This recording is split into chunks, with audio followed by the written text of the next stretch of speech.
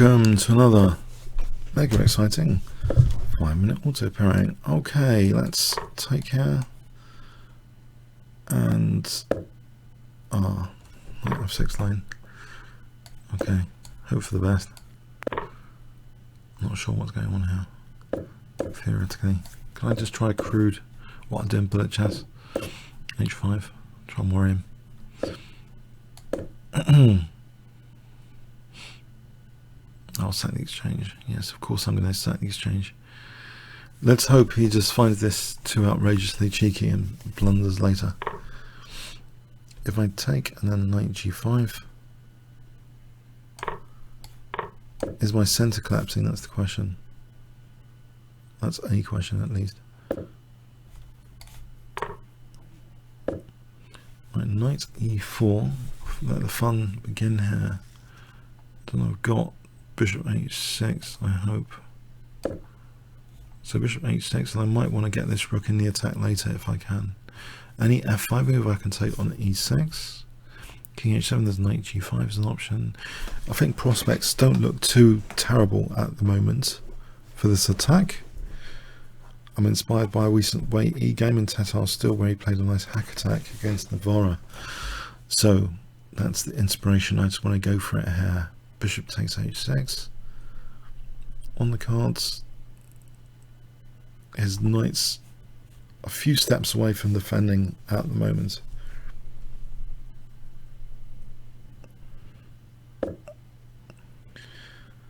I'll try and get my rook into the game.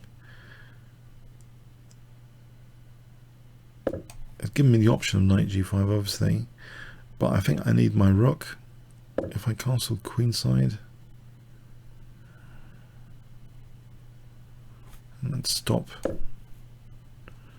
knight f6, mind you f5, knight g3, it's not entirely clear. Knight g5 check though on f5, and I might be winning e6. So is his king going back? Is his king going back?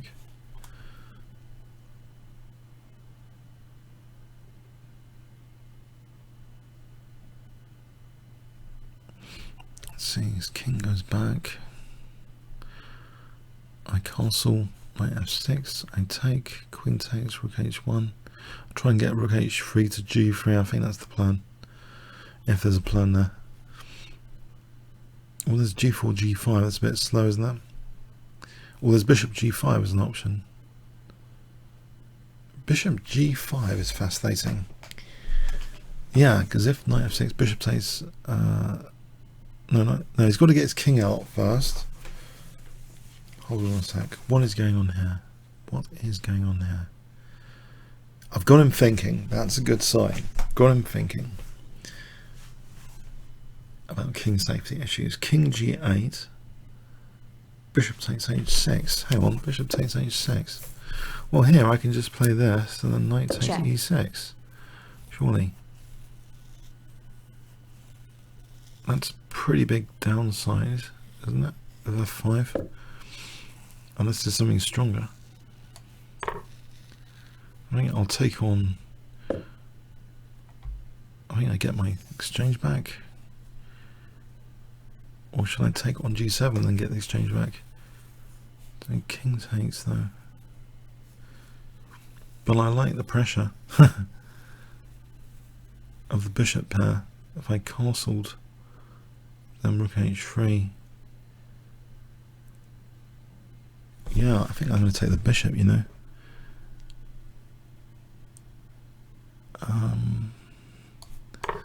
It's an important defensive bishop. I think I'm going to do this. I've got a pawn for the exchange, haven't I? Nearly 3, 4, 5, 6, 3. I've got a pawn for the exchange. I've got the bishop pair.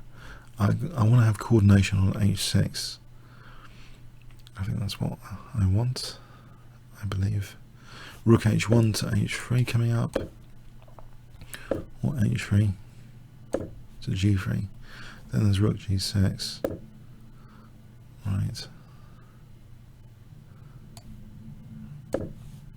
Back for a moment. What about rook h4 to g4? I think he's under pressure.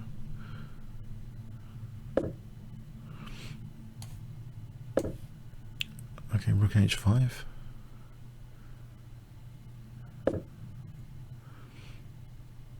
Keep the pressure on rook h5, I think. I want to get this bishop on a useful diagonal. The check, does that do anything? There's rook f5 check. After. Rook f5 is possible. Does that do anything? Maybe. Maybe I can win another pawn. Simply win another pawn. Queen g7. Let's see. Queen g7, let's think. Rook takes. And then queen takes. It's coming over here. Well, there's bishop takes. You can check king d2.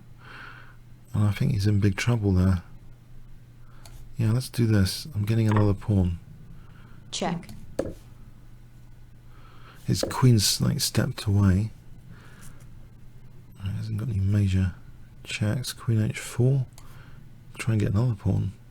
I'm on the knight. I'm on the pawn here. I've got bishop e5 coming in, which reminds me of a recent GM game by Yifan Hu Yifan, rather. Hu Yifan, I think I checked out the pronunciation. She sat the exchange recently against someone, in Tatar Steel again actually, and got this, against Navarra actually, it was against, he's become a victim of these attacking players. There was a gigantic pin like this, with Hu Yifan's bishop, but how to put more pressure now? Maybe like g4. The knight's not going anywhere. So g5 is actually immediately threatened, isn't it? Isn't g5 immediately threatened? This is like a massive pin, and it's good when the opponent doesn't have a counterpart bishop for the pin. It makes the pin all the more effective if they haven't got a counterpart bishop, which my opponent hasn't got here. So g5 looks extremely dangerous. If I get this check in, I'll be winning f6. I think that'd be a lot of fun. Okay, my king suffers a tiny bit, but not too much on CD. I think I've got time for this. No, my king doesn't suffer at all, it seems. Bishop f6 or rook f6. Interesting. I think both are strong. Am I not just winning? The opponent's also pretty short on time.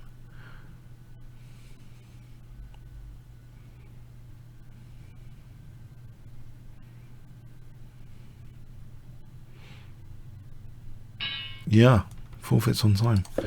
Yeah, it was okay, a bit of a hack attack game. That's the sort of game I like. Generally fun. The engine doesn't seem to even mind this position for white at the moment.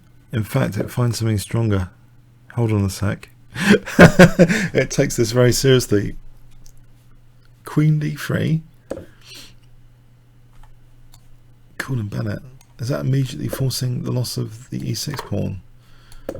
That really is an acceleration on the game. Doesn't allow h6. What a beautiful move. Queen d3 doesn't allow h6 defense. Here I'm +4 apparently. King e2. King e2. Oh blimey, this is a very fast mobilization of the rook. It's incredible, these resources. I think I have to cast them. The engine gets straight to the point, direct line for the engine, getting this rook immediately in on h1. Oh my word.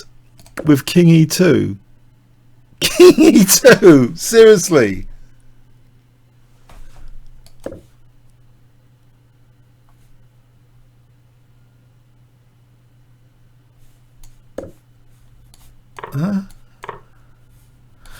Yeah. It's so easy.